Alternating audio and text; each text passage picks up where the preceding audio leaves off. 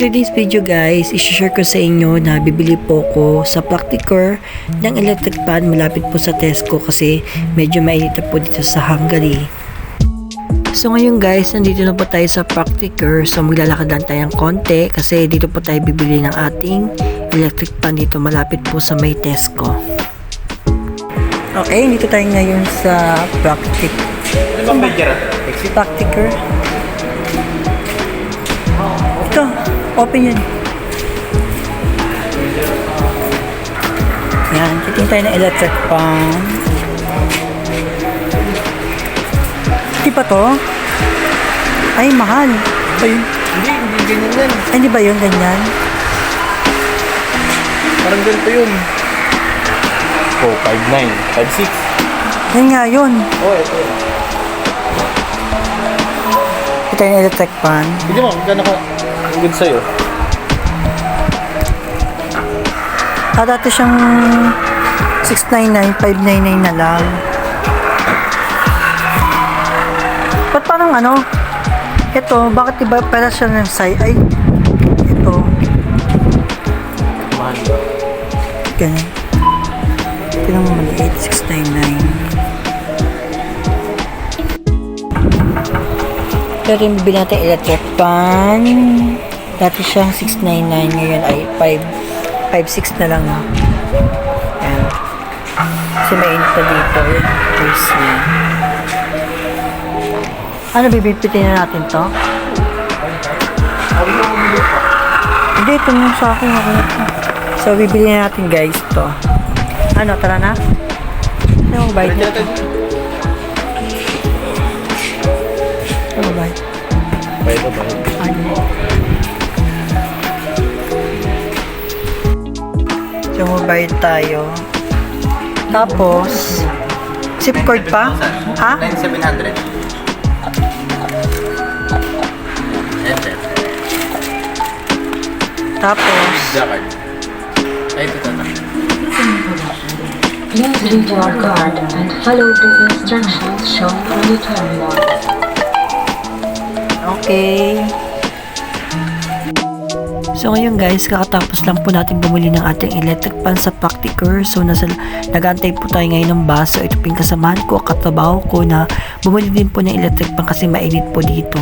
So may kita nyo po dito sa sa electric fan ko, hand carry lang po siya, saka i-assemble po namin pag uwi po ng aming accommodation. So ito po yung resibo ko na umabot po ng 5,599 po yung presyo niya. So yung summer po dito guys ay tumatagal po ng June, July, August po ang season po ng summer dito, kaya medyo mainit po ang kapaligiran dito. Oh, Practicur electric. I-assemble pala ito. Assemble. Ito yung sukat niya na 43 cm. Hindi natin maintindihan kasi Hungarian. Pwede ba ito isaksak sa ano? Kahit anong extension, hindi man sasabog to? 220 naman ng ano? Ha? 220 lang ng mga Hungary. 220 yung box. So, yung electric fan, hindi na kami mainitan. Malamig ng pagtulog namin sa gabi kasi sobrang inita dito sa Hungary. So, ayan. Magaan lang siya. Dati siyang 7,000. Ngayon ay 5,600 na lang. 20% off. Tara, let's go.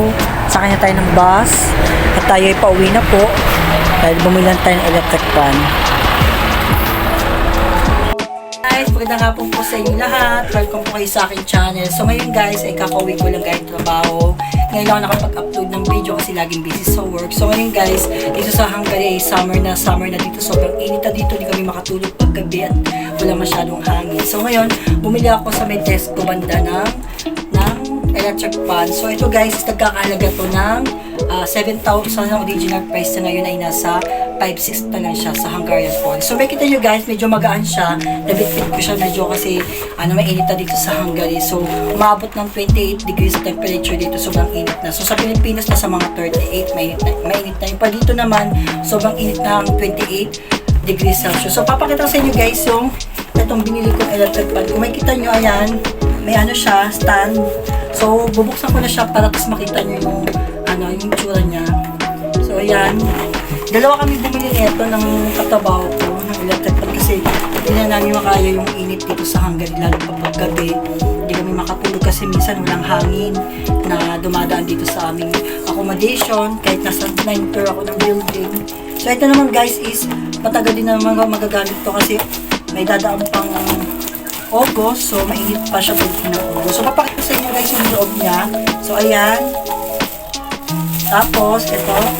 So, i-assemble natin siya para makita niyo yung final ng ating electric fan. So, ganito siya kalaki guys.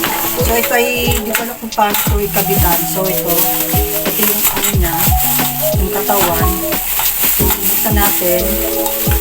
So, ayan. Ayan. Ah, okay. So, yung itsura niya. Patanggalin mo natin sa plastic para may idea kayo. Ayan. Tapos, may mga plastic pa siya. So, ito guys is, nagkakalaga to ng 5,600 Hungarian forint. So, may kita nyo, pinabaktas ko sa plastic. Ayan. So, ang tatak niya is, Tracker. Ayan o, yung manual o, kita nyo guys. So, ito, napaka-intaktak na ako ng pawis o, kasi hindi ko na kung paano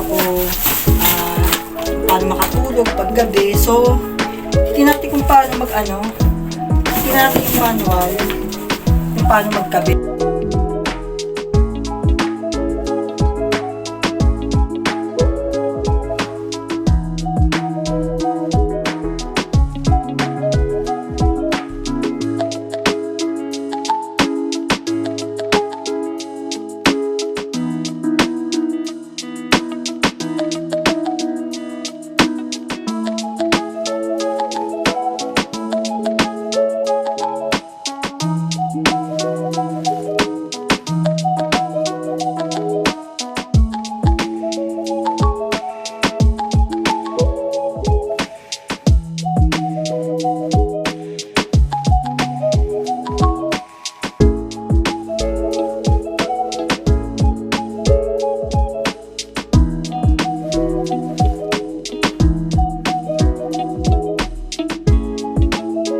Okay guys, ito ay napapatulong ako sa aking ka-work kasi hindi ako maalam mag-ano ng electric fan. Ibig sabihin, Kasi may something na papasok dito. Kasi meron siya ditong putas. Ayan o.